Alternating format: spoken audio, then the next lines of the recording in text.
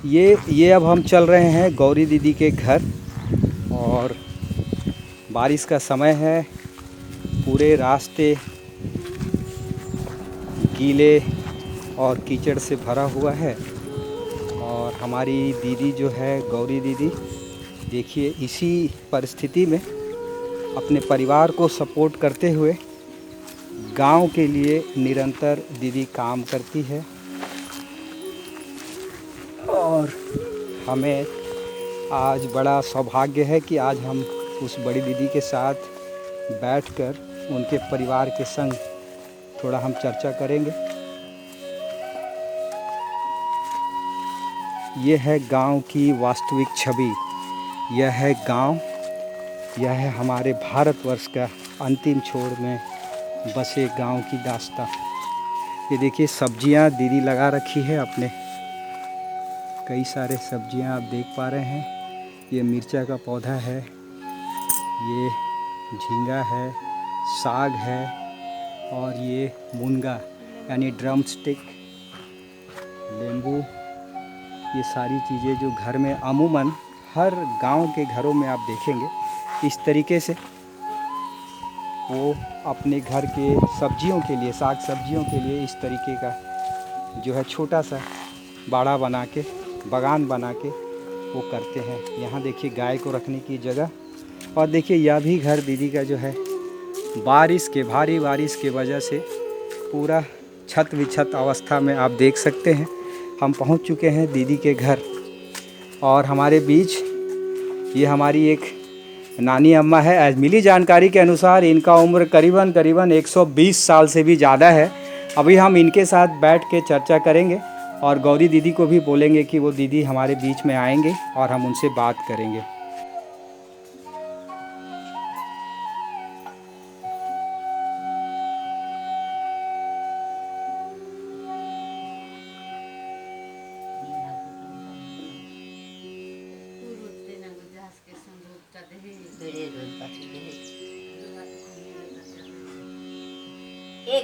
कोणता आहे इगा छपा करो ये मुझे आलू पर छुट्टी है रहा गाय का तो कोहलियों ना दे काटी दियो।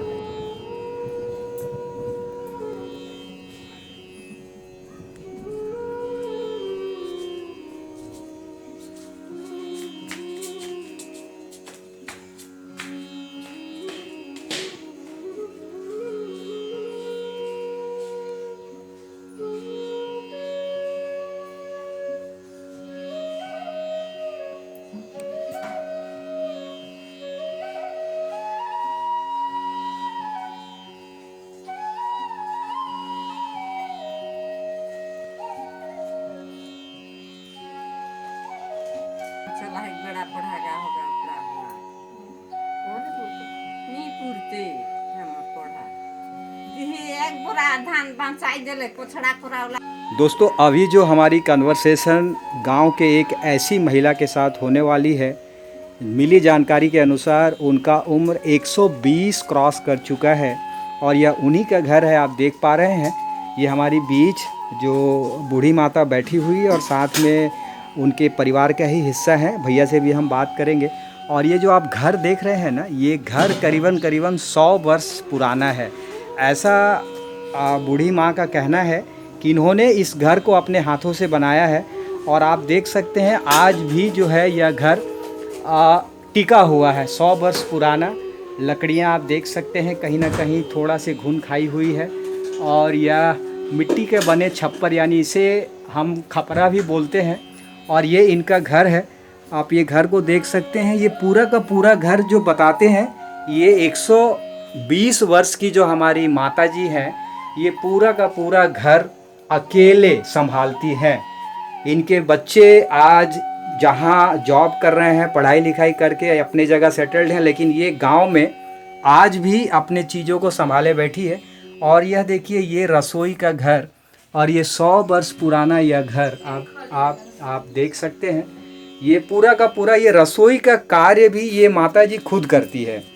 और ये देखिए पुराने तरीके का ये घर, ये दरवाज़ा आप देख सकते हैं। ये पूरा का पूरा जो है ना, ये गांव की ही खूबसूरती है कि आज भी लोग 100 से भी ज़्यादा वर्ष हमारे बीच सरवाइव कर रहे हैं। और उनका सर्वाइवल का राज क्या है, किस तरीके से वो आज भी स्वस्थ है, अभी हम उनके साथ बातचीत करेंगे और जानने का प्रयास करेंगे कि हमारी जो माता जी है जो 120 साल क्रॉस कर चुकी है, आखिर उनके उस हेल्थ के पीछे का राज क्या है, ये सारा कुछ हम जानने का अभी हम प्रयास करेंगे।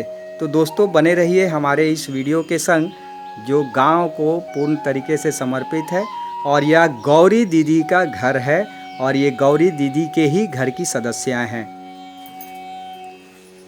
दोस्तों अब हम चर्चा का विषय प्रारंभ करते हैं।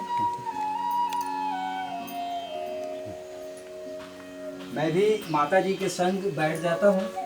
देख सकते हैं, जैसा कि मैं अभी आपको बता रहा था, हमारी ये जो बूढ़ी माता है, बूढ़ी अम्मा है, इनका उम्र 120 साल क्रॉस कर चुका है ना दोस्तों? हैरान कर देने वाली बात। बट गांव के लिए ये आम बात है। गांव में आज भी हमारी जो वयस्क जो हमारा ग्रुप है, जो ओल्ड एज जो हमारे सदस्य हैं, वो करीबन 90 तो आराम से मतलब क्रॉस करते हैं। और उस समय का खान पान और उस समय की जो वातावरण रही होगी वह किस तरीके की होगी, आप इनसे मिलकर जान सकते हैं। तो अभी हम अपने इस बूढ़ी माता से हम बात करने का कोशिश करेंगे। और साथ में देखिए हमारे बीच जो अभी मैं आपसे चर्चा कर रहा था, दीदी हमारी गौरी दीदी है। यही हमारे गांव के लिए बहुत अच्छा कार्य करती है, बच्चों को पढ़ाने का कार्य। हमारे गांव की जो माताएं बहनें हैं, उन्हें स्वावलंबन, उन्हें इंडिपेंडेंट बनाने के लिए हमेशा उन्हें अवेयर करने का काम, जागरूक करने का काम दीदी हमेशा करती है। और ये हमारी छोटी सी गुड़िया हमारी दीदी की बिटिया है, हमारी भी बेटी है, ये भी हमारे बीच बैठी हुई है। तो अभी हम अपने चर्चा को प्रारंभ करते हैं। तो दीदी आपका अपने चैनल में बहुत बहुत स्वागत है। और दीदी आपसे हम जानने का प्रयास करेंगे, सबसे पहले अपने माता जी के बारे में बताइए। इनका क्या नाम है? आपका नाम क्या है? मौली महतो। इनका नाम मौली महतो दीदी है। और आपका उम्र जो जानकारी मिला है, कितना साल हुआ आपका? 120 साल बता रहे थे। 120 साल। आपके स्वास्थ्य का राज क्या है दीदी? आप जरा इनको उड़िया में बोल के अगर बताएंगे तो मुझे लगता है हमारे दर्शक भी समझ पाएंगे। इनका हेल्थ का क्या राज है?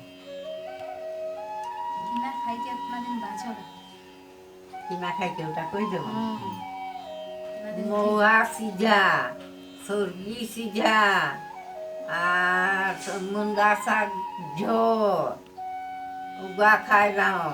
और एथरो मोर बेटा लोग डेली खने सेब, अंगूर, आरो किना किना फल डोल, केला, संतरा, इगा मैं सब डेली राजा पान घोटी जाए जब मोर खाना नहीं घोटी। दीदी क्या कह रही है? दीदी क्या कह रही है? माँ क्या कह रही है? ये बोले कि जंगल का फल जो महुआ और इमली का जो बीजा और साल जो बीज नहीं होता है, उसको खा के ये इतना दिन जी रहे हैं।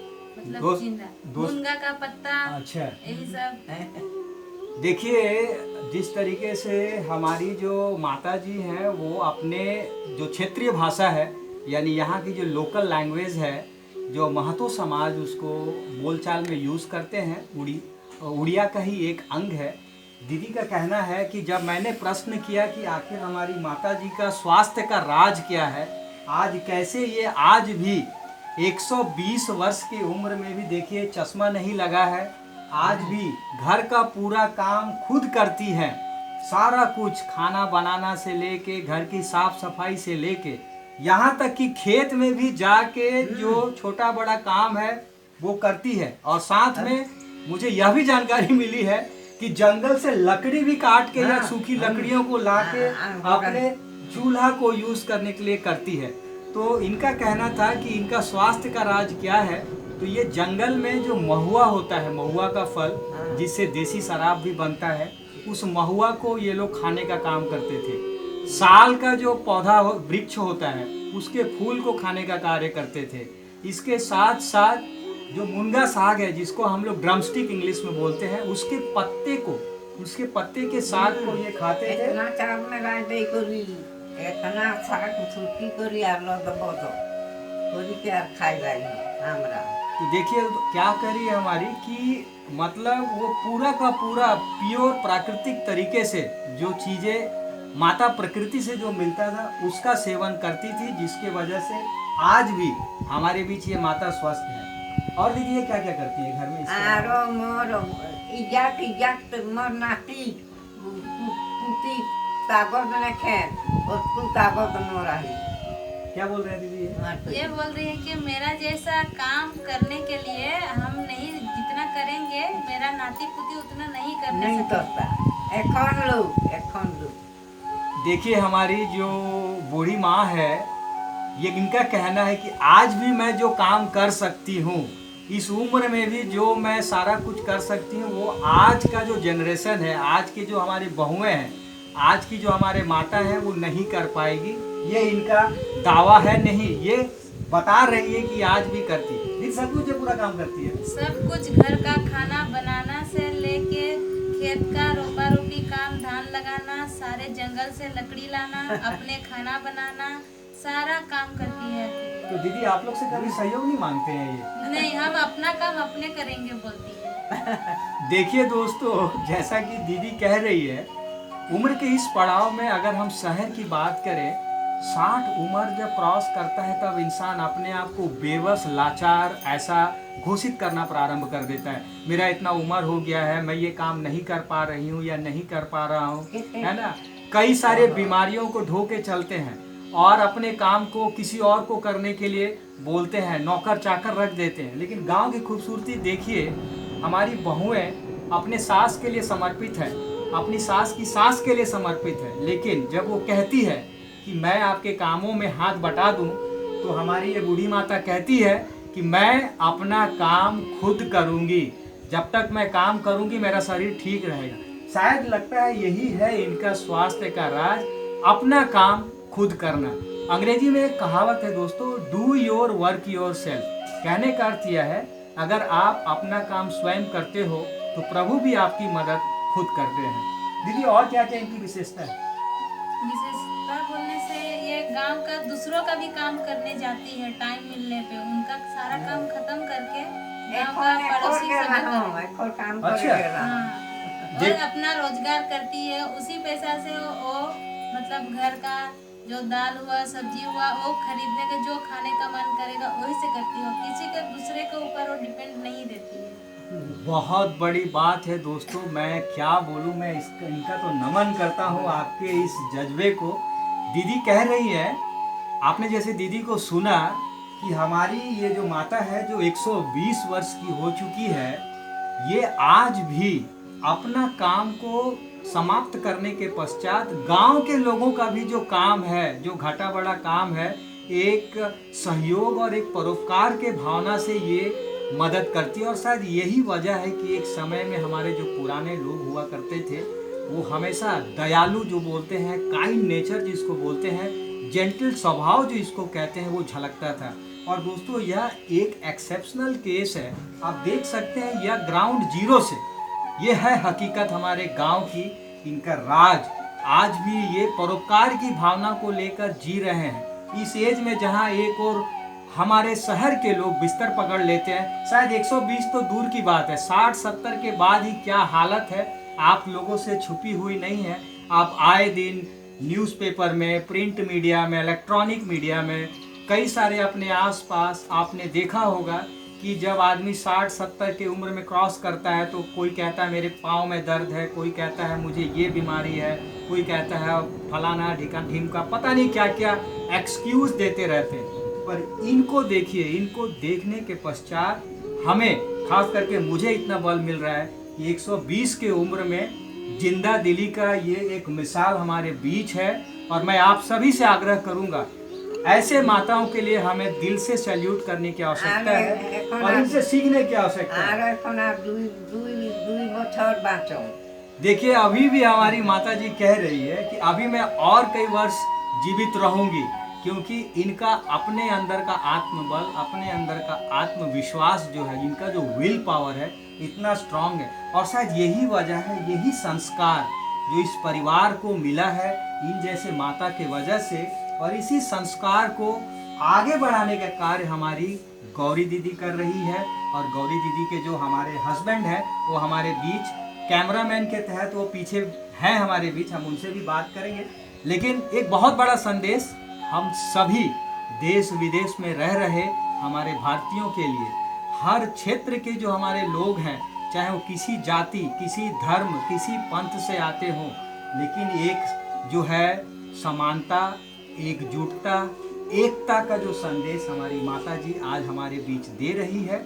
और मैं आपको बता दूं, यह गांव हमारा उड़ीसा राज्य का जो सुंदरगढ़ जिला है, और मैं राउरकेला स्टील सिटी से करीबन 30 किलोमीटर की दूरी पर झारखंड और उड़ीसा के बॉर्डर में ये बसा गांव, जिसका नाम दीदी अभी आपको बताएगी। दीदी क्या नाम है गांव? जमाल गांव है ये। और यहाँ की आबादी भी करीबन देखा जाए तो 50-60 घर के आसपास है, और उस 50-60 घर में करीबन 350 से 500 की आबादी होगी। और उस आबादी में आज भी हमारे बीच ये माता आपके समक्ष है।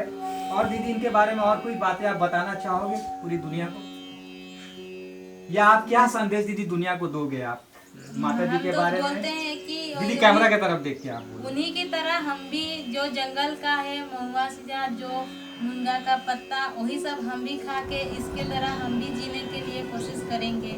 जो खाद के जो देते हैं वो सारा सब्जी नहीं खा के जंगल का भी हम लोग मतलब फायदा लेंगे, और उसी तरफ से हम भी खाएंगे, और मतलब जीने के लिए हमको भी और ज़्यादा बस जी सकेंगे। दीदी बहुत बड़ी बात कह रही है। जैसा कि अभी मैंने आपको बताया कि यह जो प्रांगण है, मैं जहाँ बैठा हूँ आप देख रहे हैं, ये घर को मैं आपने देखा, इस घर को बनाने वाली इस हमारी महान महिला को आपने देखा।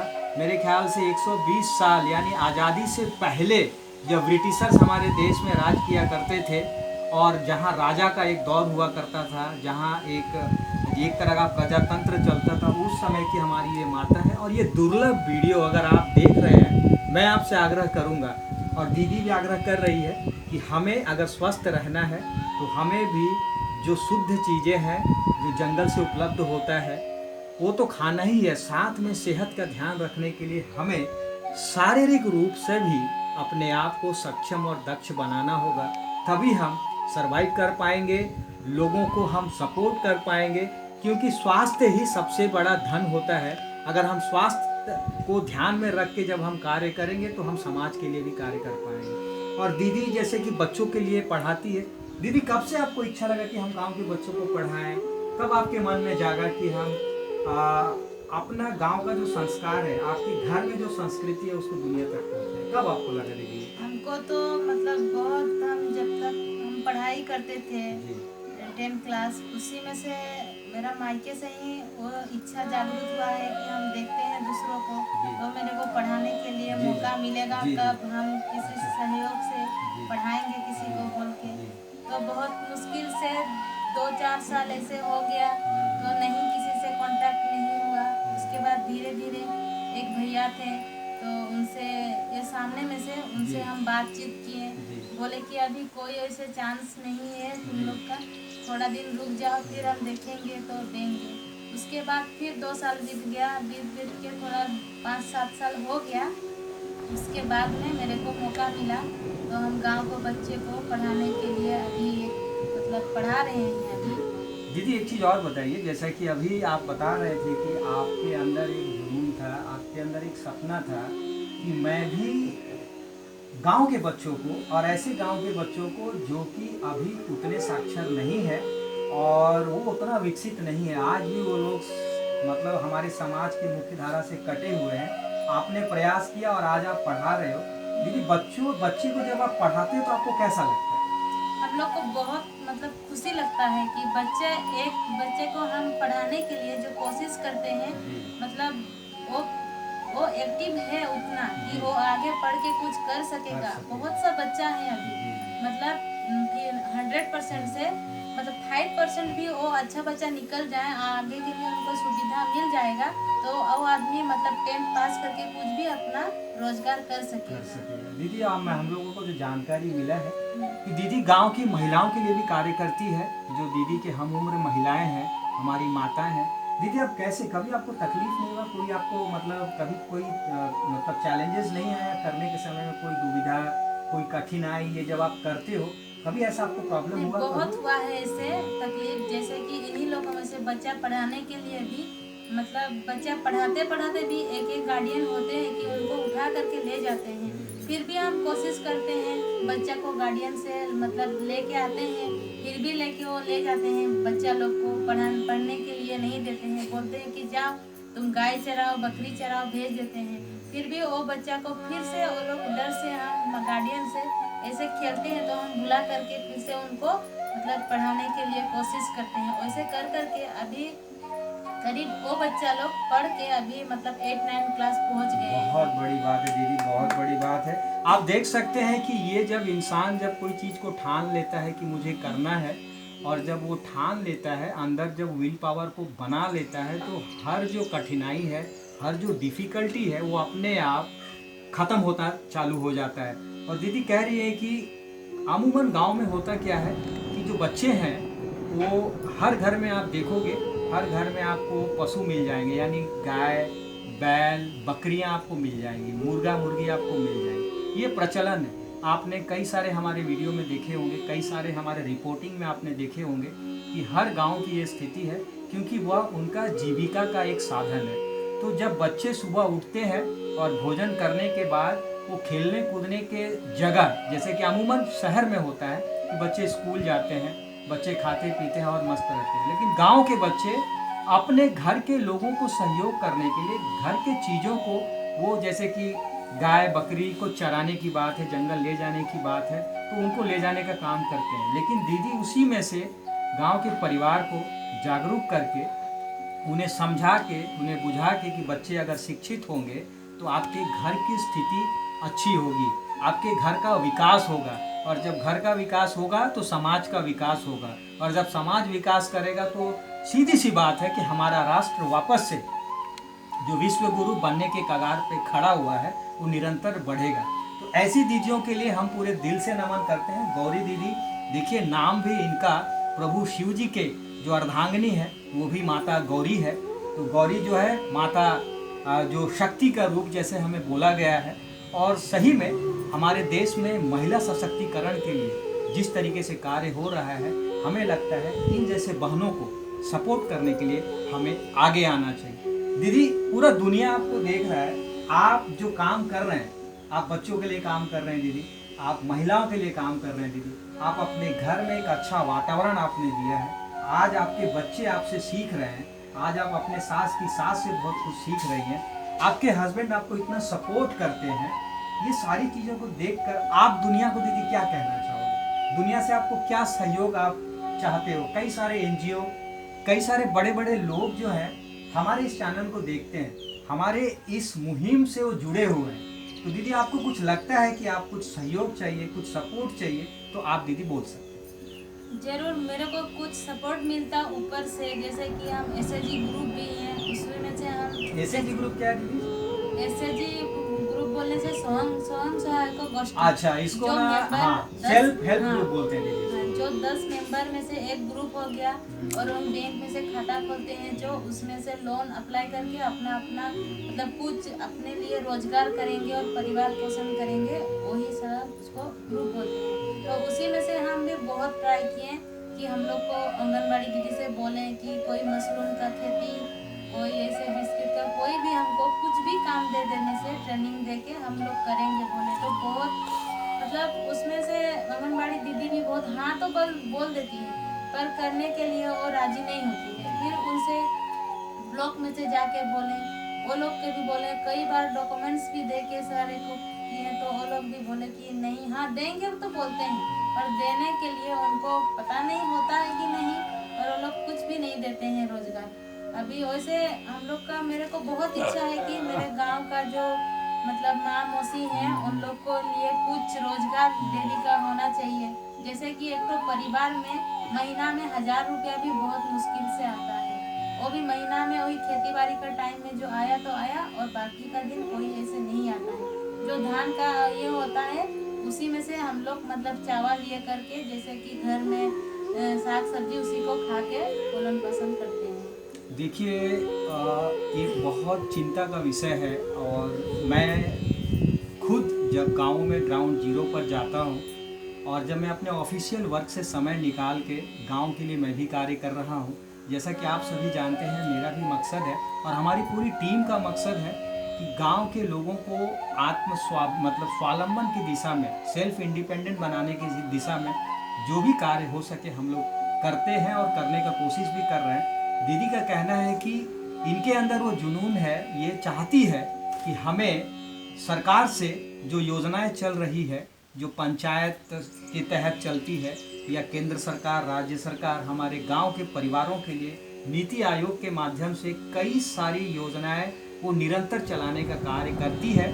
लेकिन वो कार्य जो है ज़मीन पे कितना हद तक सफल हो रहा है वह आप दीदी की इन बातों से आप समझ सकते हैं। तो दोस्तों मैं आपसे आग्रह करूंगा, अगर आप किसी एक ऐसे पोस्ट पे बैठे हुए हैं या फिर आप खुद बहुत अच्छे किसी कंपनी में कार्यरत हैं या आपकी खुद की कोई एक बहुत बड़ी संस्था है जो कि गांव के ऐसे परिवारों के लिए सहयोग कर सकती है, इन्हें मजबूत करने के लिए आगे आ सकती है, तो आप हमारे इस चैनल में आके कमेंट बॉक्स पर अपने सजेशन अवश्य डालें और दीदी को सहयोग करने के लिए मेरी टीम की तरफ से जो भी सहयोग बनेगा हम बिल्कुल करने को तत्पर हैं। और जैसा कि मैं आपको बता रहा था कि आज हम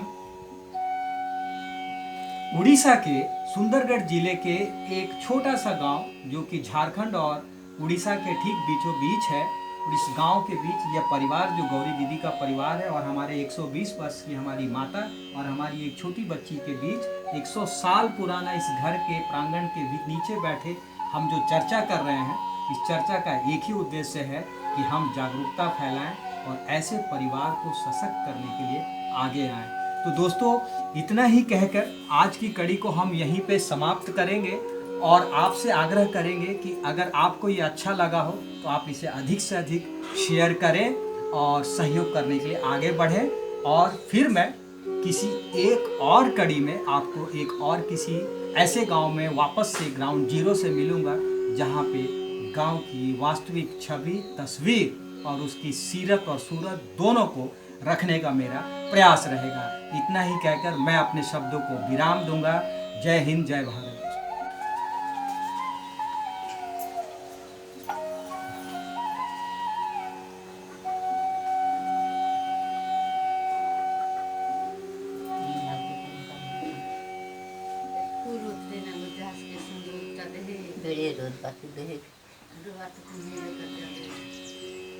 एक इटा कोणता आहे इटा छपा करो जे मैं आलो पर छुट्टी है रहा दाहर का तो कोहनियो ना दे काटी लियो में